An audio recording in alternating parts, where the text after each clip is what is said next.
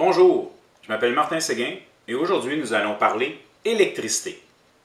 C'est un drôle de sujet, oui, parce que on travaille le bois, on ne travaille pas l'électricité, mais à moins que vous utilisiez que des outils manuels, vous allez avoir besoin d'électricité. En fait, c'est un sujet que j'aborde parce que c'est un abonné YouTube qui m'a posé la question, il me suggérait d'en jaser. Donc j'accepte en passant les questions par YouTube et c'est également possible de venir suivre une formation ici ou que j'aille vous donner une formation directement chez vous, juste à communiquer avec moi. Bon, parlons électricité. À l'origine, quand j'ai commencé à travailler le bois dans mon atelier, qui est mon garage attaché à ma maison, côté circuit électrique, j'en ai pas beaucoup ici. J'en ai un pour mon aspirateur central et un autre qui fait tout le reste, c'est-à-dire deux prises de courant, mon ouvre-porte de garage et mes lumières.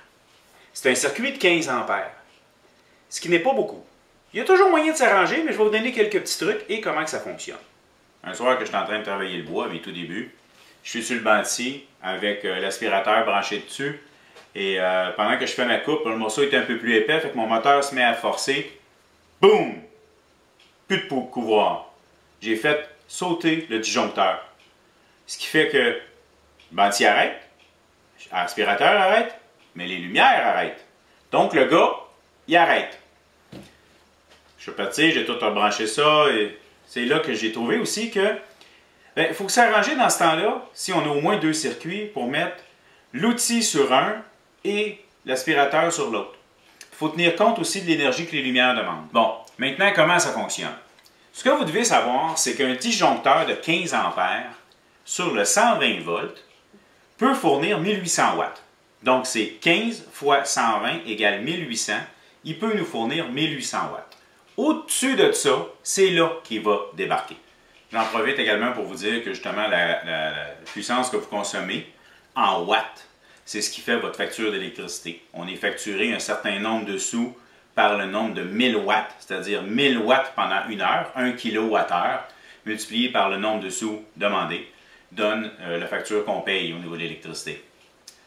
Ce qui fait que si on prend un outil qui soit sur le 120 ou sur le 240 volts, sur le 240 volts, il nécessite la moitié d'ampères si on a des circuits 240 volts.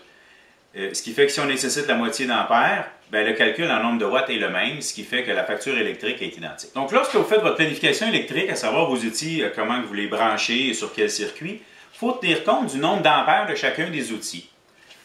Exemple, un bâti de 14 ou 15 ampères va tout seul sur un circuit. Si vous y ajoutez les lumières, peut-être autre chose, ou la shop vac, vous allez dépasser votre nombre d'ampères.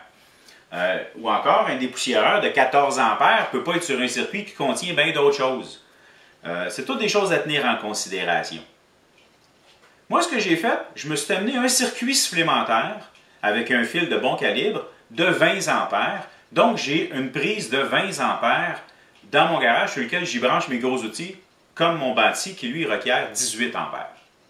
Ça me sauve du trouble et je branche les autres appareils sur mes autres circuits. Là, je suis correct. Autre chose qui peut également être fait, c'est d'amener un circuit, une boîte de plus dans notre atelier.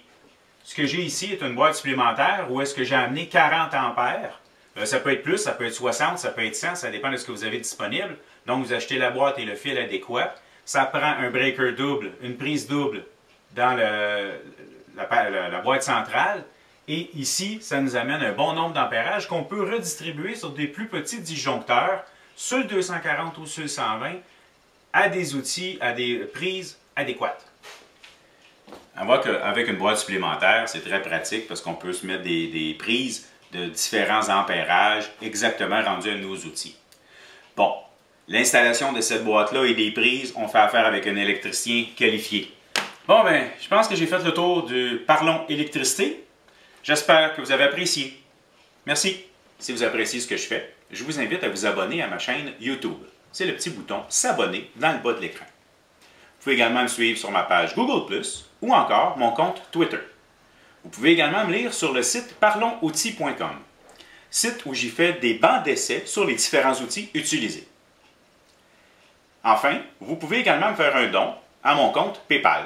Ce serait très encourageant. Merci beaucoup.